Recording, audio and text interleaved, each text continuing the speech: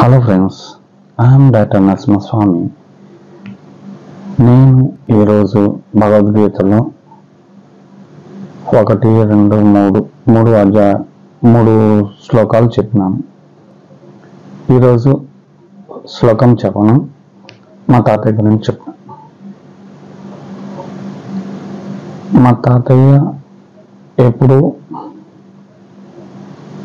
1980sలోనే శ్రీ స్వరాజ్య భగవద్గీతను చదవటం ప్రారంభించి తను పూర్తిగా అవగాహన చేసుకొని మాకు అప్పుడప్పుడు చెప్పేవాడు.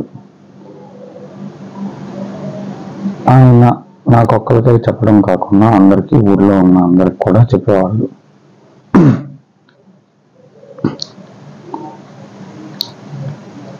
నా దగ్గర ఇప్పుడు ఓన్లీ 2 నిమిషాల వీడియో మాత్రమే ఉన్నది. ఆ వీడియోలో మా తాతయ్య కొంచెం భగవద్గీత ఎందుకు చదవాలి, ఏమిటి అనేది కొంచెం అవగాహన కోసం ఆయన మాటల్లో చెప్తా, మీకోసం చూపిస్తాను. ఇది 7-8 సంవత్సరాలు 10 సంవత్సరాల క్రితం తీసిన వీడియో.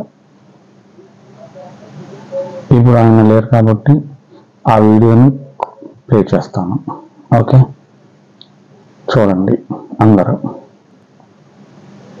అందులో భగవద్గీత గురించి, వివేకానంద గురించి చెప్పినారు.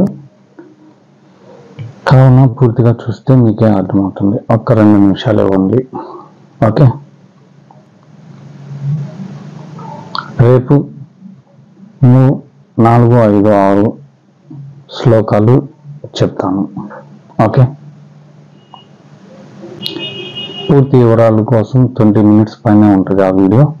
పూర్తిగా చూస్తే మీకే అర్థమవుతుంది. ఓకే ఓకే ఉత్తమ యోగాన్ని చేస్తున్నాడు. భగవద్గీత ప్రమాణం. రెండో ఇంకో కొత్త విద్య ఉండదు. ఈ దొంగలు భగవద్గీత విషయాన్ని మాపు చేశారు, అతను దుర్మార్గం చేశారు. 1000 మంది అయితే ఖండించేస్తాం, మూర్ఖులు అని చెప్పేసేస్తాం.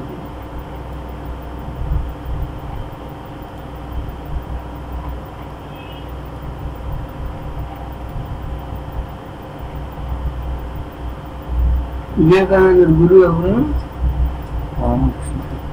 రామకృష్ణ పరమహంస. రామకృష్ణ పరమహంస వివేకానంద ఇండియాకి ఆయన మూలాన్ని పేరు ఉంది, భగవద్గీత. అంతవరకే అసలు విషయంలోకి వెళ్ళనే కదా, ఆయన సర్గస్తులు అయిపోయాడు, అంతే ఫినిష్. ఈయన బ్రాహ్మణ కథ బయటికి రానేయలేదు, ఇచ్చింది ఆయన తరించాడు. ఖాళీగా పూజ చేసేవాడు. దీనికి కొలగొడుతుంది. ఖాళీ అంటే అన్ని ఖాళీ చేసుకోవాలి, అన్ని ఖాళీ. అది ఆ పదాన్ని అసలు చూసుకోవాలి. ఆయన ఆ పని చేసుకున్నాడు. అమ్మో, ఆయన ఎన్ని పూజలు చేశాడు అంటారు. మరి ఆయన భార్య చేయాలిగా, పెళ్లి చేసిన పని. ఎక్కడన్నా చూపి ఫోటోలు ఎన్నో ఉంటాయి, మౌనంగా కూర్చుంటుంది కదా. దాన్ని బట్టి ఏంటో ఒకసారి కూడా బొమ్మ పూజ చేసినట్లేదు ఒక్కడు అనుకోలేక. అంటే ఆలోచించావు నువ్వు. ఎక్కడైనా చూడు, ఇంటిలో చూసుకుంటూ యోగంగా కూర్చుంటుంది, అంతే. మనసులో ఏకలాంటి చేసి బట్టి అది పోతుంది, దాన్ని యోగంలో కంట్రోల్ చేసుకోవచ్చు. దేవుడు మనలో ఉన్నప్పుడు మనం సాధించలేని ఏది లేదు. ఇప్పుడు ప్రపంచ విద్యలని ఏ దేవుడు ఇచ్చేసాడు? మనమైనా దాని శక్తినిచ్చే వస్తువు దేవుడు పెట్టలేం. మనం శరీరం తల్లిదండ్రి ద్వారా వచ్చింది.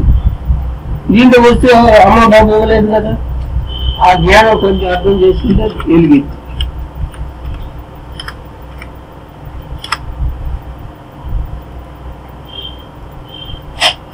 సరే, ఇదంతా